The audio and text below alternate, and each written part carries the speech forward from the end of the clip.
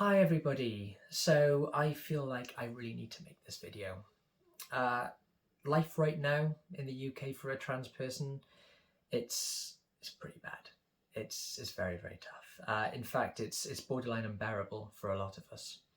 Every single day, without fail, trans people are being attacked in the media, whether it's social media via public figures, by MPs, by news outlets. It's honestly, it's never ending. There's this idea of what a trans person is, and it's this snowballed amalgamation of nonsensical hatred and misinformation. We are told that we are violent, that we are predators, that we are abusers, and that we are here to hurt children, and it's being drummed into people every single day, and people are really starting to believe it. Now, this is where it's really dangerous. Rishi Sunak has said that he is going to be amending the Equality Act to remove the rights of transgender people. And that's going to be forcing transgender people to use the incorrect bathroom, forcing them to use the bathrooms and facilities that align with the sex that they were assigned at birth. This isn't just going to affect trans people. This is going to affect everybody, and it already is. There are cisgender women who are using women's bathrooms, who are being attacked both physically and verbally by gender critical people. If you don't meet a certain someone's view and standard of femininity and what a woman should be, you're under attack. This is what's happening. Perhaps maybe you're a woman who is maybe slightly taller, or you could be slightly broader. You could have your own expression of femininity, which is unique to your own self. You could have shorter hair. There could be something there that some gender critical person will pick up on it and be like, oh, you're not feminine enough. And that's the problem. That's what this is. This is all about policing.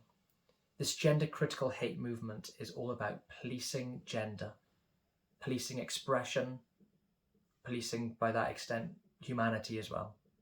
It's telling us what a woman is, what a man is, how to be a man, how to be a woman. And that's the problem.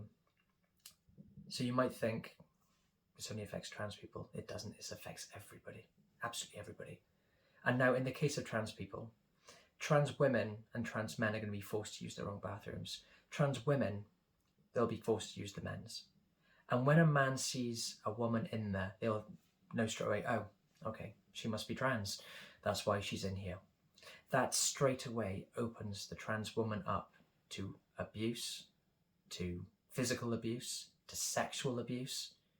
And that's going to cause people to go back into the closet, to try to, for their own self-preservation and for their own safety, to hide away and go back to before. And for a lot of us, that isn't possible. Me, certainly it isn't possible. You know, people think that we just wake up one day and think, today I'm a woman. Today I'm a man, I'm going to start transitioning. That doesn't happen. For the majority of us, to some extent, we have known all our lives. And depending on our own circumstances, our own situation, we transition at different points. Maybe based on safety or other factors, or maybe it clicks earlier, maybe it clicks later. It all depends on that. But ultimately, transitioning is an act of survival. It's there to alleviate gender dysphoria. For me, if I hadn't have actually started transitioning to alleviate that dysphoria, I likely wouldn't be here right now. So the idea that I might be almost forced back into the closet to protect myself from other people and experiencing that dysphoria again, that isn't possible. That isn't possible for me and for a lot of people. So I think that's where I'm going with this now. I think I'm doing this video really just to get this out there. And this is the problem. In the media, trans people are excluded. If you look at articles in different outlets, it's always written by a cisgender person. If you look at news debates where they're debating trans lives and trans rights, it's always a panel of cisgender people.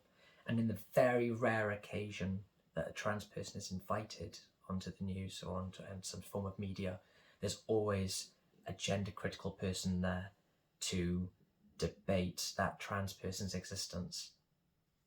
Some of us have social media and some of us use it. If you don't use that, that's fine. If you do, brilliant. But it only goes so far. I'm really putting out a plea to everybody, to cisgender people, to please see this for what this is, and to shut down hatred, to shut down bigotry, and to call out transphobia. Please say something.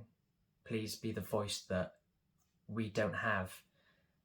You know, we are your family, we are your friends, we are your colleagues, we are all around, we are everywhere, and we are suffering.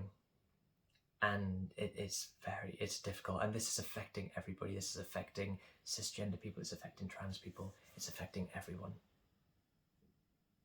If you can speak up and you can call out what's going on and correct people with accurate information rather than the awful, hateful misinformation that's being spread just for hatred's sake, I'd be very grateful. Thank you very much.